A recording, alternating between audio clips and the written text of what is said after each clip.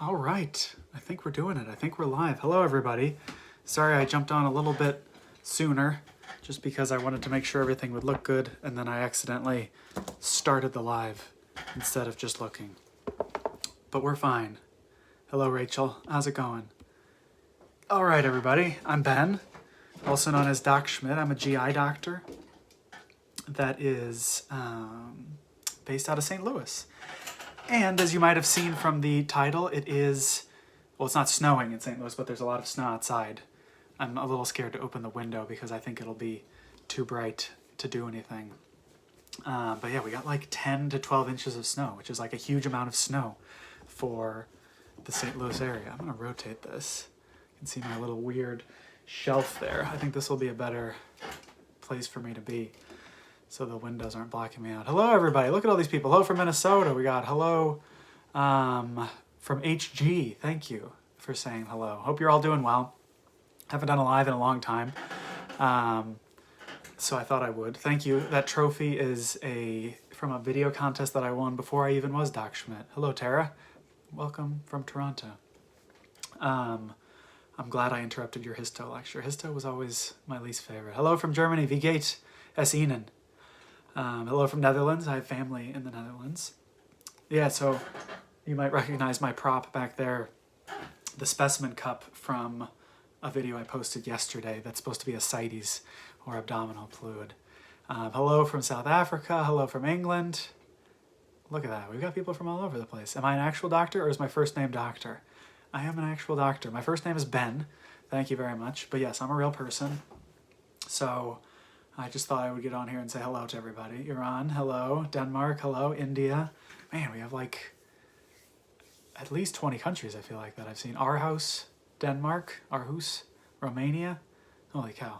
We've got a lot of countries. I should probably just stop listing countries. So I wanted to say hello for a couple different reasons. I'm on a research rotation this month and next month, actually, so I'll be able to make a little bit more content because I'm a little bit more flexible in my schedule, and I don't have to, I'm not working like 7 to 5 or something like that like normal, so I'm going to be making a lot of videos. You might have noticed I've been posting a video each week, or each day of this week, and that's for that reason. I've got a video coming out at 3 p.m. Central Time.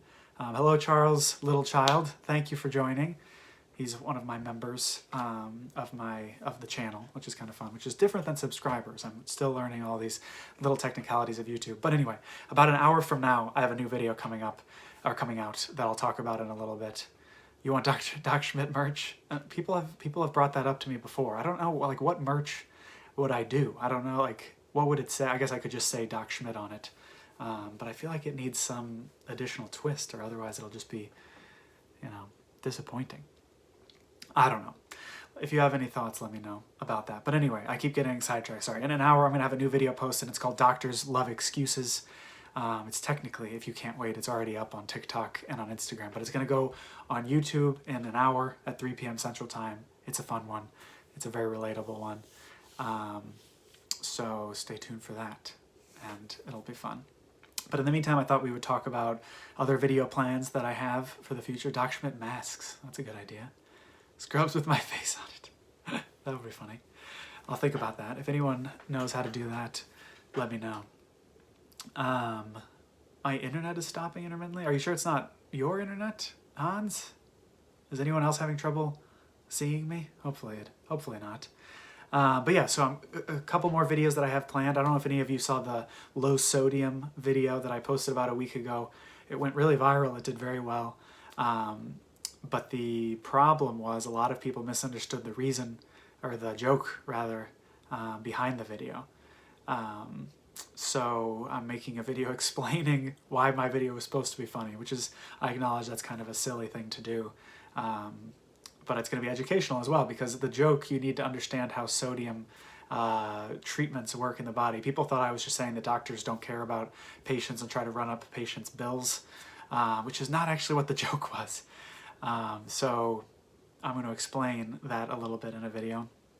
What else? I'm also going to plan another doctors versus nurse perspective video, which has been very popular in the past for my videos. Sorry, I've been looking over here as opposed to over here the whole time. But yeah, so this is going to be a video kind of making fun of how doctors are for sign out versus nurses are for when they give report. So that's kind of coming up. So that's kind of exciting. I think that'll be good. Yeah, eat potato chips, exactly. We've got a lot of merch ideas, thank you. A onesie, that could be fun just in general, having a onesie. I feel like that's very unique. And apple a day will keep the doctor away if you throw it hard enough. That's deep right there.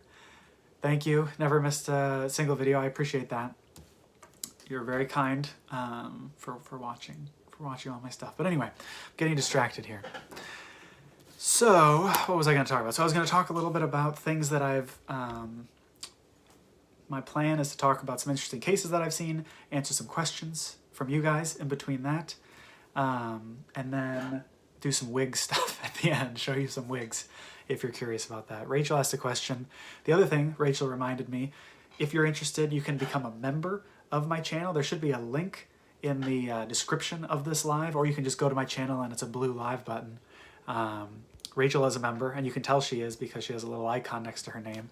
She was wondering if I've seen delays in patient care in my area due to COVID. She experienced delays in her care, but she's near Manhattan. Unfortunately, yes, that is something that we've seen a lot. Not necessarily because, you know, everyone's dying from COVID, because it is true that Omicron is a little bit more mild, but people are still getting hospitalized from it, and hospitals are still very full because of it. And as a result, what happens is, especially at big hospitals, a big part of what we do at larger hospitals like where I work is we accept transfers from other hospitals. Let's say there's a patient out there that's having a very difficult to treat symptom or disease, or they need a liver transplant, things that small hospitals can't necessarily do. They often call us and they say, hey, we need help. We can't take care of this person. Can we transfer them to you? And normally we do, and we say, yes, get them over here. And then it takes, I don't know, an hour to arrange everything, and maybe an hour to 2 hours, depending on how far away they are to get over. So, 3 to 4 hours. But now what's happening is because the hospitals are so full, the issue is that it can take days, if not weeks, for a bed to open up, because we have so many patients just in our emergency room waiting to come upstairs to get admitted to the hospital floor, that we have to prioritize those patients because they're already in our hospital, already in the ER. And as long as they stay in the ER, we can't take in new patients that are in the ER waiting room. So it creates this huge delay. So for instance, I had patients that I accepted from a small hospital that isn't able to take care of these liver patients, for example, who need maybe a liver transplant workup or assessment. And they have to stay there for a full week before they get over here, as opposed to what's normally definitely less than a day, if not less than 12 hours, ideally less than 6 hours. So that's the biggest delay we've seen. But yeah, so thank you, Rachel, for that question. The membership, sorry, I got distracted. The membership, if you're interested in doing that, is something where a few kind of perks that you get. There is a fee associated with the membership, just for full disclosure, but you can get access to live streams that aren't going to be public. So for instance, I'm doing my first members only live stream this coming Monday. So that'll be something that you can do. I respond to your comments preferentially because you get a little emoji next to your name when you're commenting on my videos. So I'll be able to tell very easily if you're a member and you comment. So then I will always respond to any comment that you post on any video.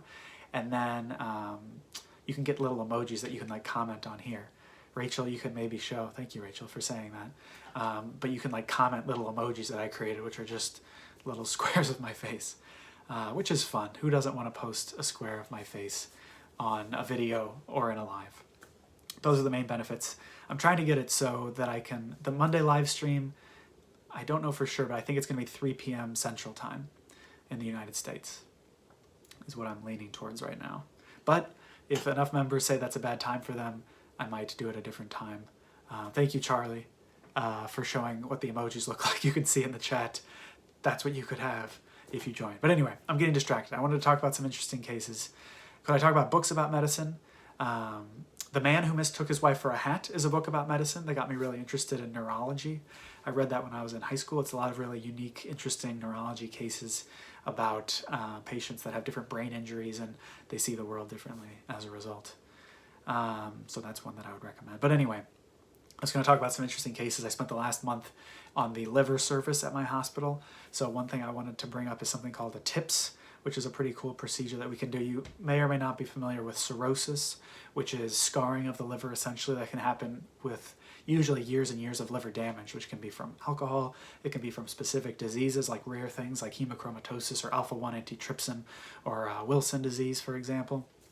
So over time, you can get cirrhosis, you get damage to the liver, you get scarring of the liver. It increases the pressure in the liver, and that pressure buildup makes it hard for blood to flow through the liver because it becomes really stiff and causing significant issues. So a lot of things can go wrong because of that, but one of the worst things that can go wrong because of that is the blood, as it tries to go through, instead it has to find a different way to go up, and it goes into other blood vessels, it backs up and has to find other ways to get around. So it creates enlarged blood vessels that aren't usually there if you have a healthy liver or a healthy body in general. And some of those blood vessels are in the throat, in the esophagus specifically. So if you've ever heard of a varicel bleed, what that comes from is the blood vessels that get enlarged because of the pressures in the liver forcing blood to go elsewhere. They enlarge esophageal blood vessels, and as a result, those blood vessels get bigger and bigger, and they're not used to holding a lot of blood because if your liver's healthy, they're very small normally, and if they get too large, they can burst, and they can cause massive amounts of bleeding. People vomit blood. It can be a little gross, to put it mildly. It can be life-threatening in a more serious sense. But what we can do in these patients, and we had a lot of people on our liver service coming in with that issue over the course of the past month. So what we would do instead, one option is do a procedure called the TIPS procedure, where we actually, and that's TIPS, it's an acronym, where you actually go in and you create a shunt or a opening that kind of bridges the liver and allows blood to kind of bypass the liver to decrease that pressure gradient and to let the blood flow across the liver without having to go through the scarred areas, which is pretty interesting, and it can be very life-saving for a lot of these people. We had a couple people come in with that issue, and they were able to essentially be saved as a result. So yeah, so that's kind of interesting. The snow live, for the people joining late, I called it that because there's a lot of snow outside. I'm in St. Louis, Missouri, in the United States of America, and that's where we're at. Rare Medic brought up running a code on someone with a varicel bleed can be a complete mess. Unfortunately, yes, because patients that have this issue can unfortunately vomit a lot of blood, enough blood that they get such a low blood volume that their heart stops beating, and it can be really hard to treat emergently. What we can do to treat it is actually put these special rubber bands around the swollen blood vessels in their neck. It's literally called banding. It's very intuitive, and that banding closes down that swollen enlarged blood vessel and actually redirects the blood a little bit. So yeah, so it's a little bit interesting. All right, I wanted to take some questions. I was going to take at least one question from my previously asked people, but feel free to ask questions. I probably won't be able to see all of the questions on here, but if you have questions, throw them out. You can do a super chat if you want to make sure that I see it. But I'm just going to go through a couple on here and then a couple there. So someone named Pragmatic, with a space after Prag, said, do we need the gallbladder? How about the appendix? Does removing them cause health problems? So I see a lot of patients who have their gallbladders removed. Not as many who have their appendix removed because that's more of a surgeon thing, and I'm not a surgeon.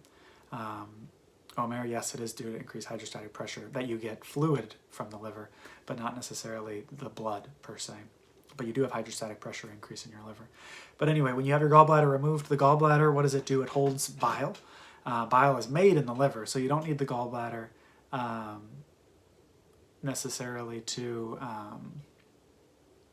So you don't need the gallbladder to make your bile, but you need it to store bile if you have excess. Hello, Lauren. Thank you for joining. Lauren just became a member of the Doc Schmidt fan club, everybody. So feel free to follow suit with her if you'd like. There's instructions in the description of this video, or just click the blue join button for some fun perks. But anyway, post-cholecystectomy. Cholecystectomy is the surgery that you get when you have your gallbladder removed. And while the gallbladder doesn't really do anything but store bile, it doesn't cause that many problems. But what can happen is that if you have really fatty foods, which is the fattier the food, the more bile it needs to break it down, the more problems you're going to get, and you can get diarrhea from that. It can be pretty unpleasant. You can kind of get cramping and bloating and those sorts of things. There are medicines that can help treat that, but the most common symptom you're going to get if you get your gallbladder removed is having when you eat fatty foods, you're going to have diarrhea, unfortunately. And why is that? It's because the bile acids it will irritate the colon basically and cause diarrhea. The colon has a lot of power, unfortunately, over whether you have diarrhea or not. With regards to the appendix, there aren't really issues that I have, or issues that I'm aware of with removing the appendix. Like obviously you can have issues from the surgery, but once the appendix is out, it doesn't really cause issues. So I wouldn't worry about anything there. Let's see, any questions on here? Let me scroll back to see if I missed anything. Do I have the Peloton app? No, I do not. Is the liver part of GI? What organs do I treat? That's actually a good question, because GI is a very broad specialty, which is part of the reason I like it. I get asked a lot why I chose GI, and part of it is because it's a specialty, but it's also at the same time still a very general field, because you get lots of organs: the esophagus, or the food pipe, the stomach, the intestines, small intestine, large intestine, but also the liver and the pancreas. So it's quite a bit that you have to stay up on. There's specialists within GI where you can do even more work to get even more specialized and focus in the pancreas or focus in the liver, and even focusing to some extent on the esophagus as well. But it's expected that you have some basic level of knowledge on that. Someone asked if I can talk about non-alcoholic fatty liver disease. Basically what that is we find that people, particularly people that are obese, overweight, and have unhealthy diets, can actually have fat that infiltrates into their liver. In the early stages of that, there aren't necessarily signs of that. Sometimes it can make your liver enzymes be a little bit elevated, but over time, if you keep having the unhealthy diet and you remain overweight, in some people, it's not a guarantee if you're overweight that you're going to have this, and we don't fully understand the reason why. That causes more and more inflammation in the liver and more scarring in the liver over time, and then it can actually cause cirrhosis, which is the same as what alcohol can do if you have alcohol excess. So there's people that come in and it's kind of like this ironic joke that it looks very similar to an alcoholic damaged liver. And for a long time, before we knew this was an entity, before we knew this was a thing, we just accused people of lying about their alcohol consumption because it looks so similar on the specimen when you take a biopsy of their liver.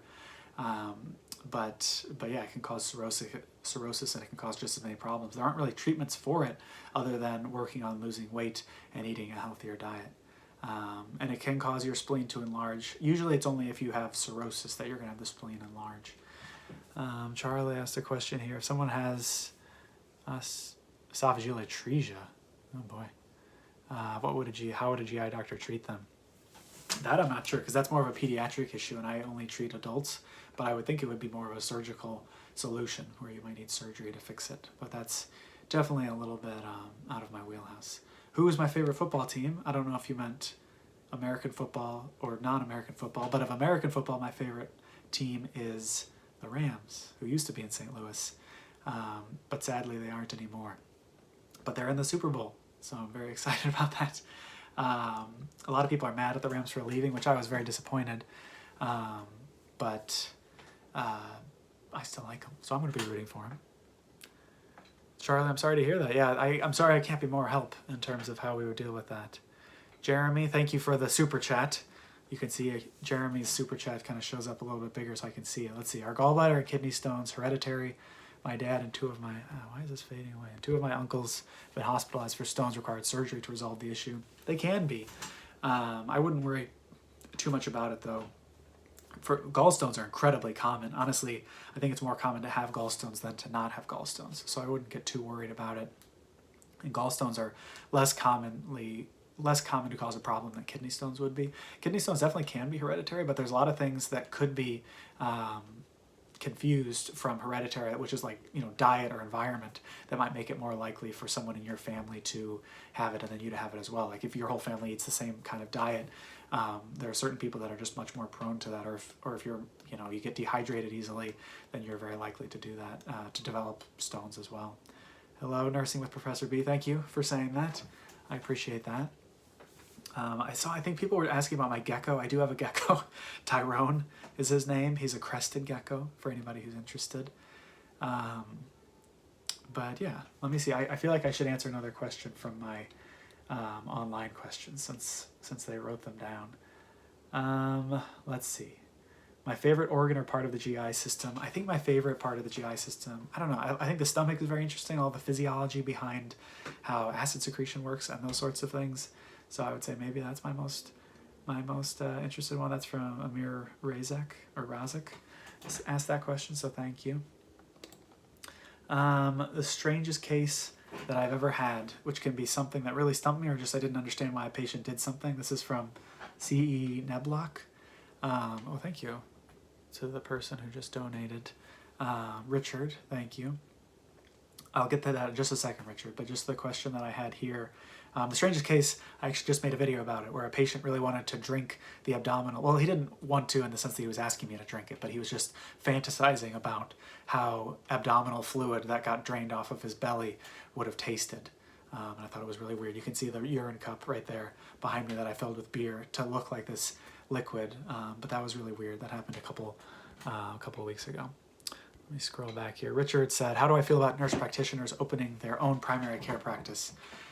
That's something that I don't agree with necessarily. I mean, I think nurse practitioners and physician's assistants or PAs are really important, but they their whole profession was designed around supervision under a doctor, under a medical doctor of some kind. So I don't know. I would be wary of that. I don't know enough about it to really comment too intelligently on it, but I know the rules are different across states, but for example, here in Missouri, there needs to be a supervising physician that is available to help if nurse practitioners or physician's assistants have issues. And so obviously if they're opening their own clinic, they wouldn't have that. Someone here said, Mans25 said, has anyone recognized me in the hospital? Yes, I actually get recognized pretty frequently in the hospital, which is very surreal. My favorite time, recently though, I got recognized. I was in a restaurant having dinner, and a waiter came over and asked me if I do stuff on YouTube, is how he phrased it, which I thought was pretty funny. He wasn't even my waiter. He just kind of came over to the table and he first asked how our food was, and I said it was fine. I thought it was kind of odd that he was doing that because he wasn't our waiter, and then he paused and then he asked me if I was on YouTube, which was kind of funny. All right, what else? I was going to talk about some more cases. So I was going to talk about liver transplant a little bit when I was on the liver transplant service. I don't know if anyone on here has had a liver transplant or has had a family member that's had a liver transplant.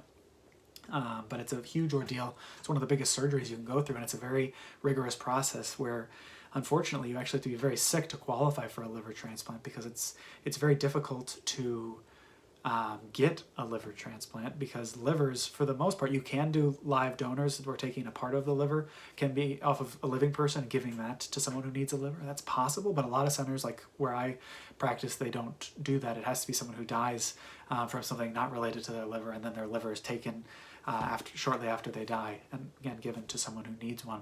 So it can be a very tenuous circumstance where the person has to be sick enough where they're high enough on the transplant list to get a liver, but then they have to not be too sick where they wouldn't be able to survive the surgery for the liver transplant. The liver does regenerate in the circumstances of if you do a partial resection from someone who's alive and give that part of the liver to someone who needs it desperately. But it doesn't necessarily regenerate otherwise, like if you just have damage to your liver, for example. But yeah, what do I think of the pig heart transplant? I think it's awesome, is the short answer. I don't know anything about it other than the headline version. But yeah. All right, I think I'm going to do some wig stuff. Do you guys want to see some wigs? I'm going to show you some of the wigs I have and how I'm going to use them. Just a quick reminder, if you're interested in getting more content or more perks, you can become a member of my channel. You can look at the description of this video, has a link to do it, or you can just go to my main page and click the blue join button. And the main thing in the short term that you can benefit is I'm going to do a live stream this Monday around 3 Central Time that's only going to be accessible to members. So that's pretty exciting. Thank you, Daring D's Dauntless Detours, for telling people how to do it. Interestingly, that person has not. Sorry, Hans. All right, wigs. This is a wig right here that I got recently for Christmas. Thank you, Charlie. It's a good one. It has bangs, so it keeps the hair out of my eyes a little bit. I'll put this one on. You guys have to make sure to share this with everybody, or I will just be embarrassing myself here, showing wigs to 5 people. All right, look at that. So this is a nice one. I've used this in a couple videos. This is newer. I got it for Christmas this year. This one I really like. I've been using it a lot. People get mad at me because I use it with anti-vaxxers. Thank you, Kate. I appreciate the joining the member. Kate became a member. Daring D became a member. I appreciate that after showing everybody how to do it. Hello. What do we think about this one? I think this is just a fun one. It's very easy to put on, so I do that a lot. I'm going to show you ones that you might not have seen before. This one I've only used in a few videos so far. It's also very easy to put on. It doesn't look very real. It doesn't fit very well. So there's that one. And then I wanted to show this one. This is a scary one.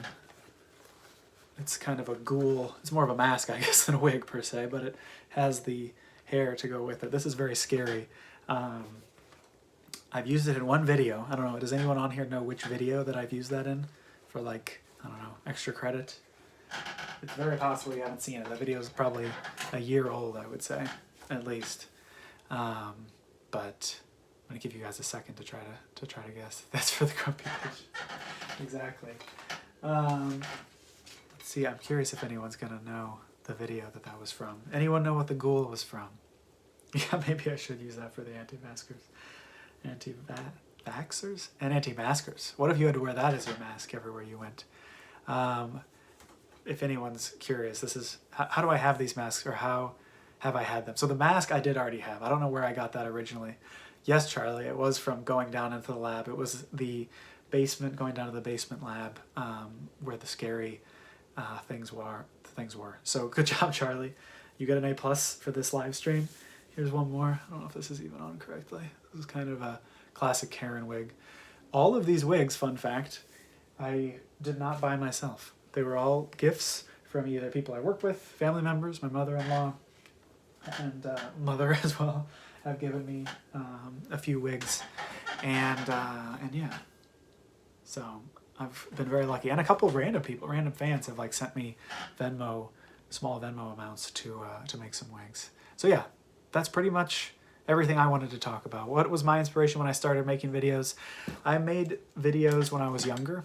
If you want to check out young Doc Schmidt, my other YouTube channel is called Spies of London. Spies spelled with a Y, S-P-Y-S, of London. So I've been doing that since I was in middle school, and I just have a lot of fun, kind of thinking of ideas, being funny, editing them, and seeing how people react to them. But I decided to start doing that on TikTok during the pandemic. Yeah, Charlie, if you want to start a wig fund, if anyone wants to donate to the wig fund, feel free. You can do a super chat, I guess, on here is one way to do it short term. But I have enough wigs, so I don't want you to feel like you need to give me money for wigs. I think I have 13 in total. But yeah, I started making these videos on TikTok during the pandemic when I had some extra free time, because I was kind of furloughed, for lack of a better term, when they were saving residents in case other residents got sick. So it's kind of a fun way that I was able to express myself. I was kind of making fun of doctors, making fun of different kinds of interactions that we have with a lot of people. So that was really fun. And then it just took off. People responded to it. I think patients and medical students and residents and attendings alike really enjoyed them. And then I was kind of able to move along to Instagram and then now YouTube. So I appreciate you guys all following me here. If you guys haven't been here since the TikTok, Instagram days, welcome. Thank you for finding me along the way. I think that's pretty much all the time I have for. The really reason I called this a snow live is because I'm going sledding right after this. So be jealous. I'm going sledding for the first time in a long time. So I appreciate everybody watching this. Thank you, Charlie. You're too kind. Stay tuned for some new wigs, I guess. If you're interested in becoming a member to my channel, getting some special perks, and seeing the live that's exclusive for members, that's going to be Monday afternoon in St. Louis, Missouri, which is 3 p.m. Central Time, I think is what we're settling on. Feel free to do that. Feel free to subscribe if you're not already. Thank you everybody who's donated along the way to the Doc Schmidt fan club, and I hope you all have a good day. Thank you very much.